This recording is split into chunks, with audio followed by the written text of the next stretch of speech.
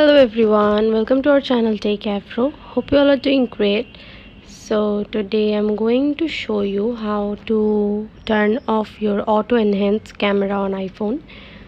So for that, go to settings and from here search for your camera.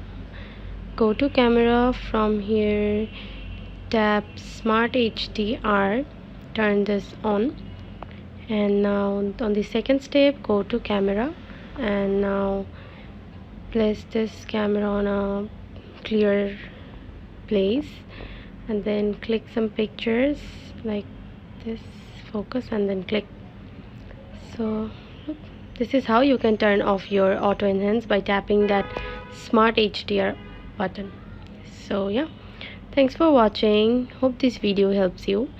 Don't forget to subscribe to our channel and don't forget to hit the bell icon button. See you in the next video. Bye bye.